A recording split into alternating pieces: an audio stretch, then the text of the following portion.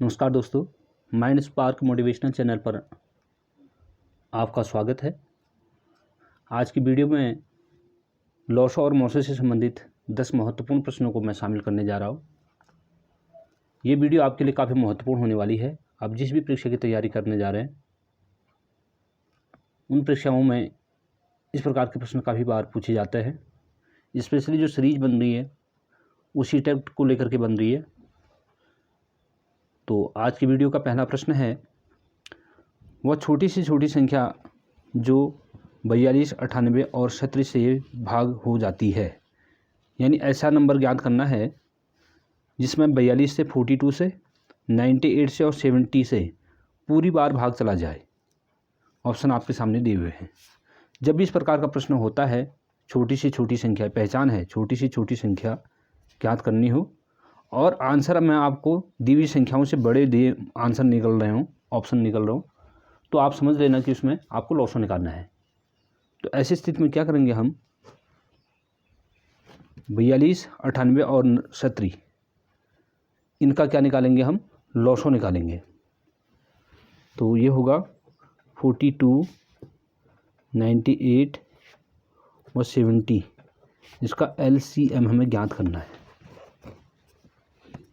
तो इसके लिए हम भागविधि द्वारा एक खड़ी लाइन ऐसे डालते हैं, उसके बाद दूसरी लाइन में यहाँ लिखेंगे 42, 98 और 70। अब हम इसको करेंगे 2 से भाग, 2 से 24 बार भाग जा रहा है, ये गया, हाँ नहीं सॉरी 21 बार भाग गया है। 98 में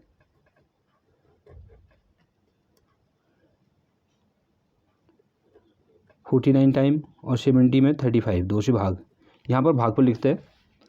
अब देखो इसी में 2 से भाग नहीं जा रहा है, इकाई के स्थान पर यहाँ 2 है, यहाँ 9 है, यहाँ 5 है, तो 3 से ट्राई करते हैं। 3 से 7 बार 7 यानी 21, और ये 3 से नहीं जाएगा, इसको 49 ऐसे ही लिख लेंगे जिसमें नहीं जाएगा। 35 को ऐसे लिखेंगे। अब देखेंगे 7 से 1 बार, 7 बार, 5 बार, और 7 से फिर से 1, 1, 5 और 5 से देंगे अंत में। ये प्रक्रिया तब तक होती है जब तक नीचे हमारे 1, 1, 1 ना आ जाए। अब इन सब और की जो संख्या है इनको मल्टीप्लाई कर लेंगे, यही अभिष्ट संख्या हमें जो निकालना है वो पता चलेगा। 2 गुणा 3 गुणा 7 गुणा 7 गुणा 5, तो ये हो जाएगा 3 गुणा 6, 6 7 42, 7 पंचे गुणा 7 गुणा 5, 7 से कर लें इसको, 7 दूना 14, 7 को 28, 28 1 29 गुणा 5, 5 से गुणा करेंगे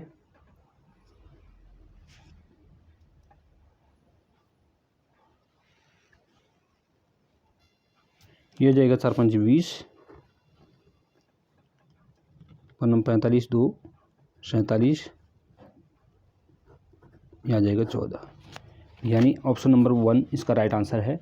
1470 ऐसा नंबर है जो 42 और 98 और 70 से पूरी तरह से भाग चला जाएगा। लेते हैं नेक्स्ट क्वेश्चन।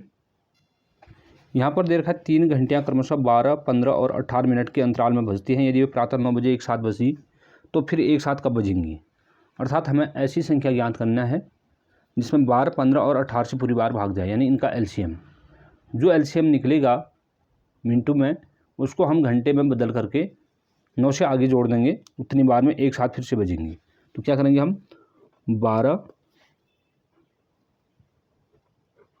15 और 18 इसका निकालेंगे LCM।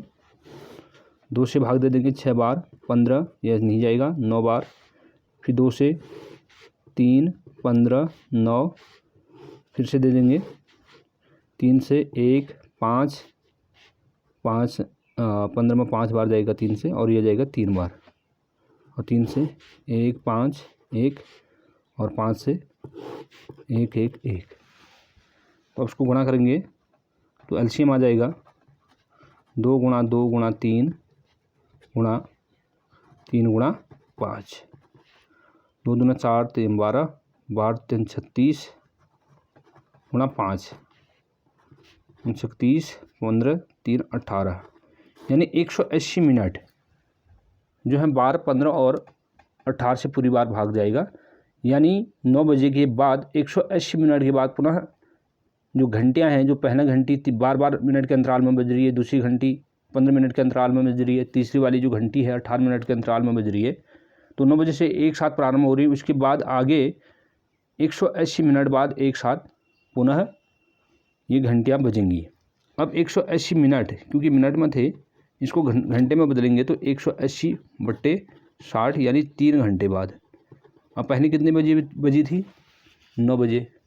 अब अगला कितने बजे होगा? तो 9-3 अर्थात 12 बजे पुनः एक साथ बजेंगे, दोपहर 12 बजे। तो ऑप्शन नंबर 3 इसका राइट आंसर है। लेते हैं नेक्स्ट क्वेश्चन। अगला क्वेश्चन नंबर 3 है, श्रीमती भाटिया अपनी कक्षा के विद्यार्थियों के बराबर 75 पेंसिलें और 60 रबड़ बांटती है। उनकी कक्षा में अधिकतम कितने विद्यार्थी हैं? ऑप्शन आपके सामने दिए हुए हैं। अर्थात जितने स्टूडेंट उतने ही रबड़। अगर 5 स्टूडेंट है तो 5 रबड़ बांटने हैं, 5-5-5 सबको। 10 बच्चे हैं तो 10-10-10 सबको बांटना है, ये कहने का तात्पर्य है। अब 75 पेंसिलें बांटनी हैं बराबर बराबर और 60 रबरें बांटनी है। अब देखिए यहाँ पर ऑप्शन में अगर देखें तो 5 से भी 75 डिवाइड होता है, 60 भी होता है, 15 से भी होता है। इन दोनों में 25 से और 60 से तो होगा, 25 से 75 होगा, लेकिन 60 नहीं होगा। और आंसर हमारा 1 और 2 में से है। लेकिन ऐसी स्थिति में जहाँ बांटना हो, मैंने कहा था आंसर जब निकलना हो ऐसी स्थिति में, तो जो ऑप्शन आपके छोटे दिख रहे हैं उनमें से आंसर होता है। लेकिन इन ऐसी स्थिति में क्या किया जाता है, जब बराबर बांटने की स्थितियाँ आ जाती हैं तो हमें मौसम निकालना होता है। तो हम क्या करेंगे, 75 व 60 का HCF ज्ञात करेंगे। इसका HCF ज्ञात करेंगे तो भाग बीज से छोटी संख्या 60 है, 60 में से 75 में भाग देंगे, एक बार घटा करके आ गया 15 से भाग देंगे 60 में, कितनी बार गया? 4 बार, कुछ नहीं बचा। अंतिम विभाजक यहाँ पर 5 है, अर्थात इसका जो आंसर होगा 15। तो 15 जो विद्यार्थी हैं उनको 15-15 रबरें प्रत्येक को अगर हम बांटें, यहाँ पर विद्यार्थियों को बांटने में अधिकतम कितने विद्यार्थी हो सकते हैं जिसको बराबर बांटें? 15 बच्चों में 3-3 बांटें 45, 4-4 बांटें 60 हो जाएगा, 4-4 रबरें देंगे और 5-5 पेंसिलें बांटेंगे। इस वजह से अधिकतम जो विद्यार्थी होंगे 15 होंगे, जिसमें जो श्रीमती भाटिया है 15 पेंसिल और 60 रबरें बांटेंगी। लेते हैं नेक्स्ट क्वेश्चन।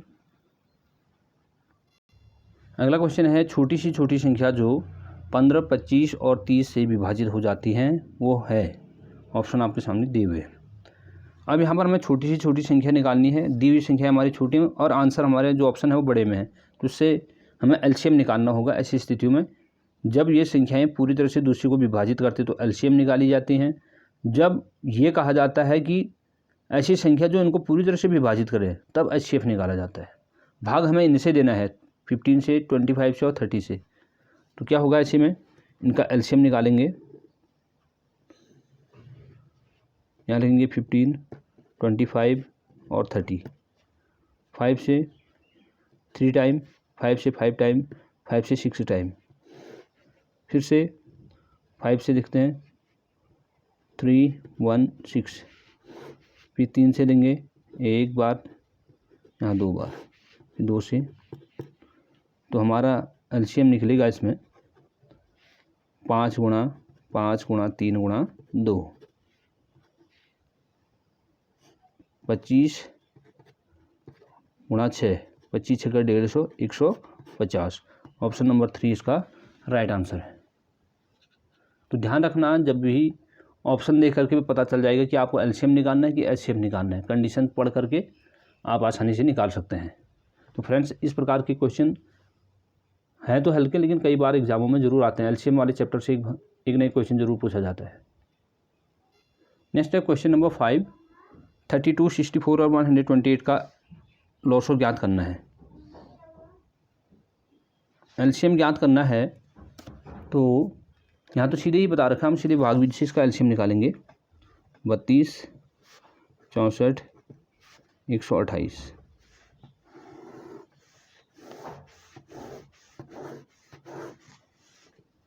2 से 16 दूना 32, 32 दूना 64, 64 दूना 128, फिर 2 से 8 बार, 16 बार, 32 बार, फिर 2 से 8 का 4, ये रहेगा 8 बार जाएगा और ये 16 बार, फिर 2 से 2 बार, 4 बार, 8 बार, 2 से भाग देंगे 1 बार, 2 बार और 4 बार, फिर से 2 से लेंगे तो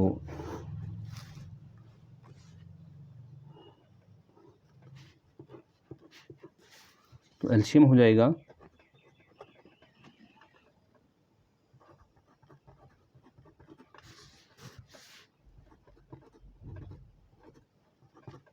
1 2 3 4 5 6 7।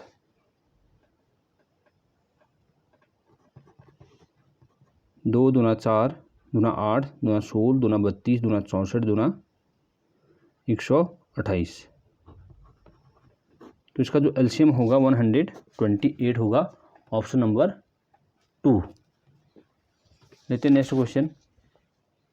अगला क्वेश्चन है 3 अंकों की छोटी से छोटी संख्या जो 4, 8 और 12 से पूर्णतः विभाजित हो जाए, ऐसी संख्या में ज्ञात करना है।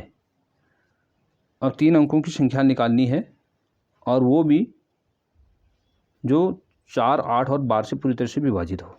तो ऐसी स्थिति में हम इसका लॉसो निकालेंगे।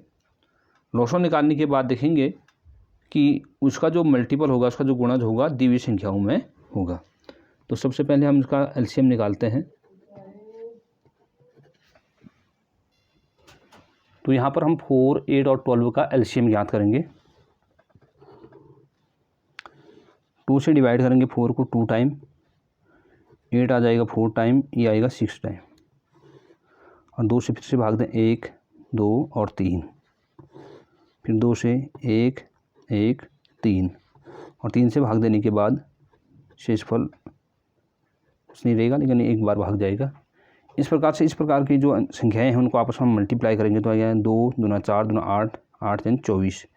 लेकिन पूछा क्या है हमें, 3 अंकों की संख्या पूछी है, तो वो अभीष्ट संख्या होगी 24 का गुणज, क्योंकि दो अंकों में है। इसके जो पहाड़े में आए 3 अंकों वाला पहली संख्या आएगी, वही संख्या हमारी क्या होगी, पूछी हुई पूर्णतः संख्या जो 4, 8 और 12 से विभाजित होगी। तो 24 गुणा, अगर हम 20 का पहाड़ा लेते हैं, 4 बार में 5 बार में 100 होता है, लेकिन यहाँ पर हम 24 है तो उसको हम 4 बार पे ट्राई करेंगे।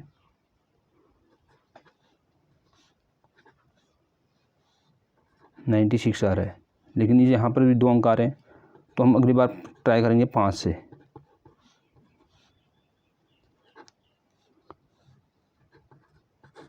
$120 इसका राइट आंसर है।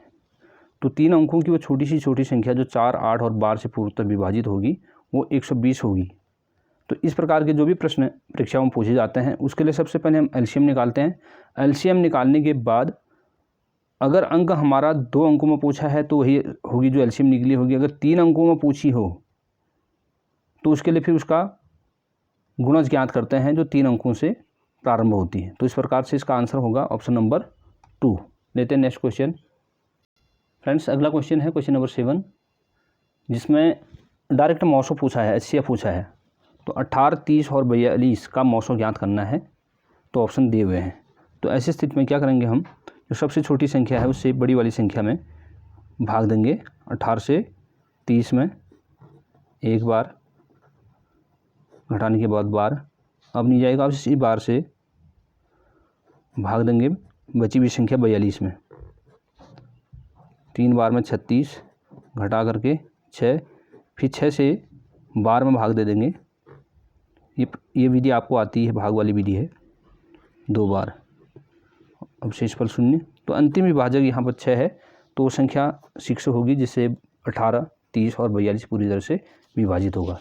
लेते हैं क्वेश्चन नंबर 8। यहाँ पर दिया है 2 संख्याओं का गुणनफल 216 है, यदि इन दोनों संख्याओं में मौसो 3 है तो लॉसो क्या होगा। तो एक सूत्र है, पहली संख्या गुणा दूसरी संख्या बराबर लॉसो गुणा मौसो, अर्थात पहली संख्या दूसरी संख्या को हम बोल सकते हैं गुणनफल। दो संख्याओं का गुणनफल बराबर फॉर्मूला आ जाएगा LCM इंटू HCF। दिया क्या क्या यहाँ पर गुणनफल दिया हुआ है और मौसो यानी HCF दिया है, तो हमें क्या निकालना है, लॉसो निकालना है। LCM ये गुणा के रूप में है तो ये कहाँ जाएगा, बट्टे में आ जाएगा, गुणनफल बट्टे मौसो यानी 216/3।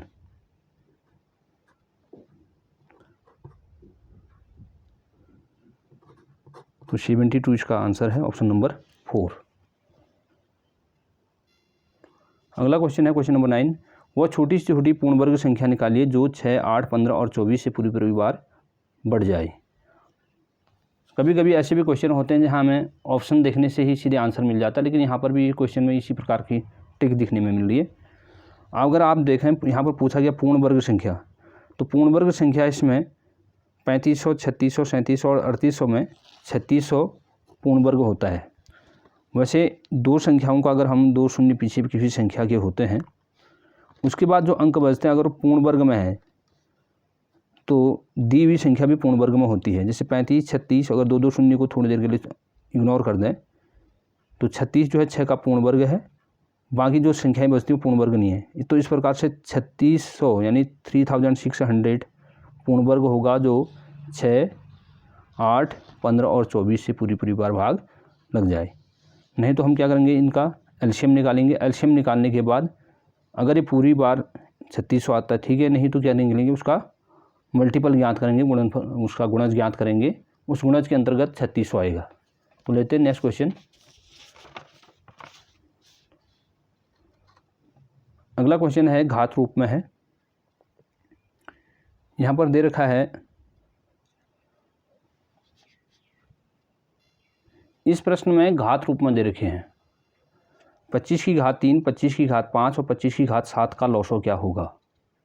जब भी घात रूप में दी हों संख्याएं और उनका आधार समान हो तो अधिकतम घात वाली संख्या दी हुई संख्याओं का लॉसो होती है। यहाँ पर आधार समान है 25, 25, 25 और घातें अलग अलग हैं, लेकिन अधिकतम घात क्या है, यहाँ पर 7 है।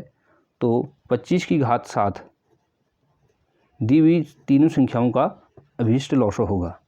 तो ये थे 10 महत्वपूर्ण प्रश्न जो कि परीक्षा की दृष्टि से काफ़ी महत्वपूर्ण है। मिलते हैं नेक्स्ट वीडियो के लिए। Thank you.